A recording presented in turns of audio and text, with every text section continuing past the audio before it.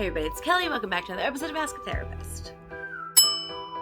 Today we're talking about internalized homophobia and specifically how that shows up sometimes later in life. First of all, internalized homophobia is the internalization of the messages that society gives us about those who are in the LGBTQIA+ community. Last week's video about heteronormativity was meant to sort of help us to understand how it plays out in society and how that works in our lives now. But heteronormativity also leads to this phenomenon of internalized homophobia. Basically, when someone's dealing with internalized homophobia, it means they've taken all of the biases and concepts and criticisms of the queer community and internalized them, applied them to themselves, and then made decisions, opinions, actions based on what they then think of themselves. Society has negative perceptions and stigmas about being a member of the queer community, and it would appear that society feels more and more free to express those in public forums as the time goes on. With internalized homophobia,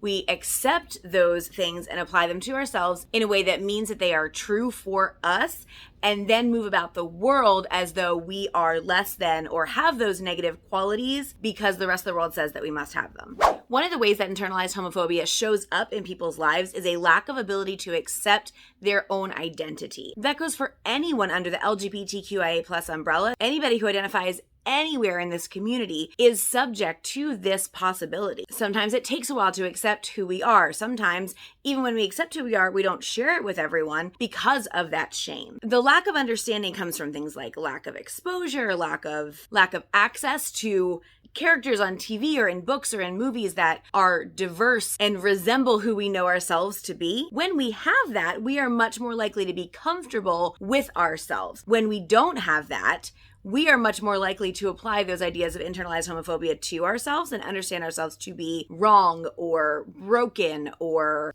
unnatural. Another way this shows up in people's lives is running full speed, opposite direction of the general stereotypes of that particular identity. So whatever that stereotype is of who you are and who you know yourself to be, whatever stereotype that's out there, usually a negative one, honestly, will run full speed in the opposite direction. Now, this is something we've known for years and have said in sort of a cheeky kind of way. The most homophobic people are actually stifling their own need for a same-sex partner.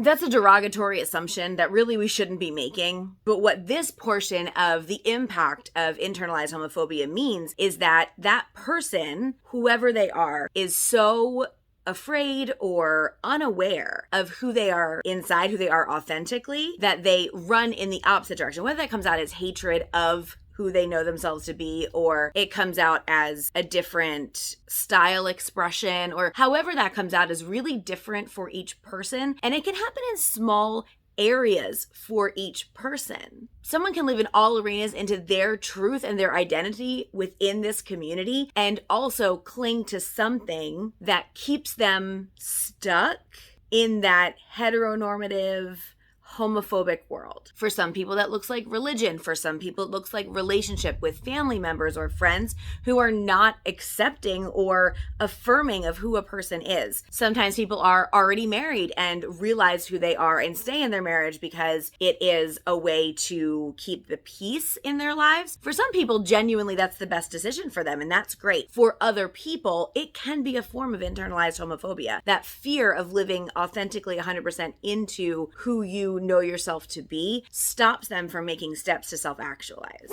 Another issue is refusing to acknowledge their same-sex partner publicly.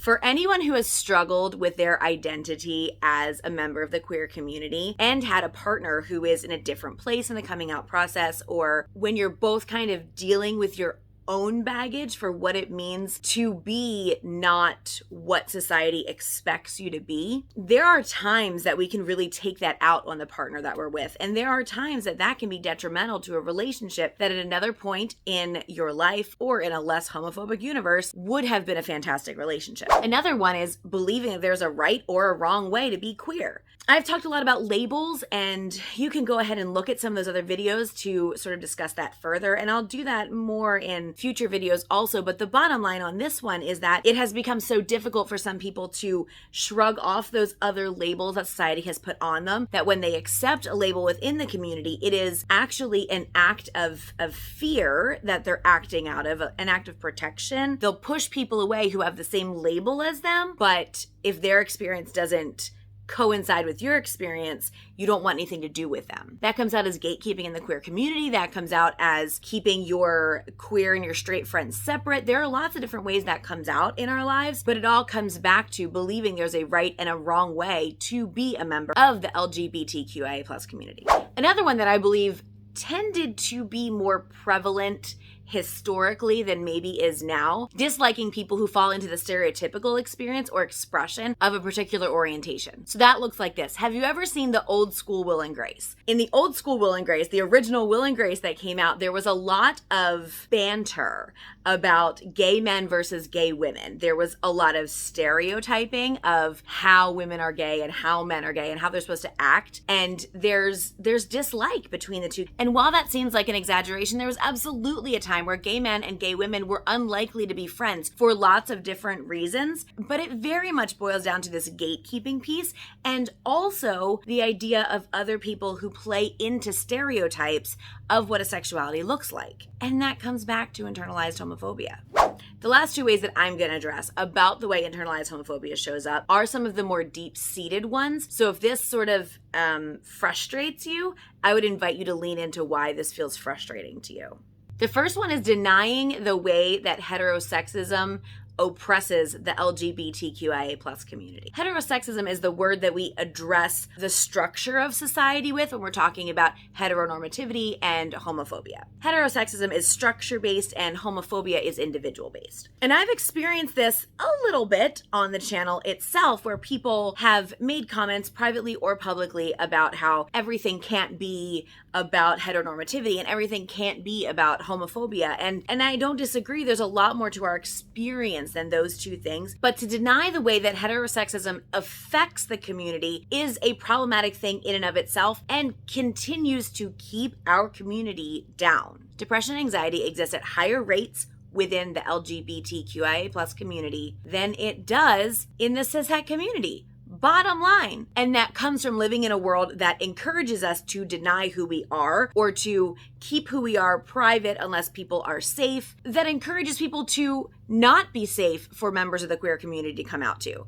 Any social structure that makes it okay for people to actively oppress other people is an incorrect structure. We have a lot of them in the United States. We have a lot of them in a lot of countries, but I live in the United States and I can tell you we have a lot of them, and it's obviously not just the queer community. To deny the way that society impacts those in a minority community is also an attempt to erase pain and shame of being part of that community, where there should not have to be pain and there should not have to be shame. But in our very human need to push that away, we also end up pushing away the reality of how that has impacted us, instead of just feeling it, being aware of it, and then beginning to heal from it. That leads to the last one that I want to address today, which is shame. Internalized homophobia is shame. It shows up as shame. We shame ourselves for ways that we feel. We feel ashamed when we are in certain spaces. Shame tears at the fabric of our self-esteem. Shame harms us in ways that we can't always conceive of until later.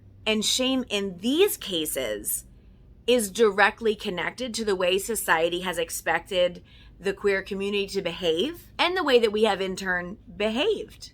The reality for me in my life, and many of you in your lives, is that I walk into a space and I'm not always sure that it's going to be okay to tell people I have a wife. I'm not always sure that I can trust people with that information without them seeing that as a deterrent to who I am. Whereas female friends of mine who are married to men can go into spaces and speak about having a husband, and they don't have that same fear. When you go into enough spaces with that fear, that turns into shame, that internalizes, that fear gets into you. And it's not that you're ashamed of who you are, and it's not that you're ashamed of your relationship or the space you take up in the world. The shame is attached to the understanding that there are people out there who feel like there's something wrong with you being you, and you hear that message so much that you take part of it on. There is not anything wrong with you being you. You get to be who you are. You get to tell people who you are if you want, or not if you don't want. And in a perfect world, it would be your choice, not reading the room and deciding whether or not they're safe people and whether or not they believe that you have the right to be a human being. So we have all those reasons about why internalized homophobia is problematic in our lives, and the way that it plays out in external behavior can be these two extremes of either risky behavior, and so we're fighting against that internal voice that's telling us homophobic things, and therefore engage in risky behavior or behavior outside of what we maybe necessarily want as us who we are, in order to fight against that voice, like a rebellion basically of what's inside of you. Or behavior that keeps us so closed off and careful all the time that we're not able to make those connections with other humans and therefore end up being isolated. It also impacts our relationships with other people, with our partners, with ourselves, obviously, and also our relationships with other people. When we spend our time hiding who we are or throwing who we are out there into the world, those are both walls. They're different, they look very different, but both of those have the same function, and that is to keep people at bay. And when we spend our time keeping people at bay, it affects our relationships, the relationships we already have, the ones that we could potentially build. And I'm not just talking about partner relationships. I'm talking about any relationship with any human out there. The more you get messages about who you are being unacceptable, the more you will internalize it. The more you internalize it, the more likely you are to act out in one of these ways, and the less satisfied you are with your relationships. On the surface, knowing the way these things play out in our community would potentially be enough for people to be able to start sort of untangling them inside of themselves. But that's part of the insidious nature of internalized homophobia, is that you don't know how hard it's affecting you until something makes you sit down and take a good look at things that are happening, and you realize there's patterns in your relationships, or patterns in the way that you talk about yourself, or a general lack of satisfaction. You can't figure out why. Unfortunately, the cishet community in some aspects would prefer that you think that it's being part of the queer community that's making you upset. And in reality, it's them, because if we could just let people be who they are, much of this would go away. That's it for today. Thank you so much for being here. I will see you all again next week. And until then, take care of yourselves and each other.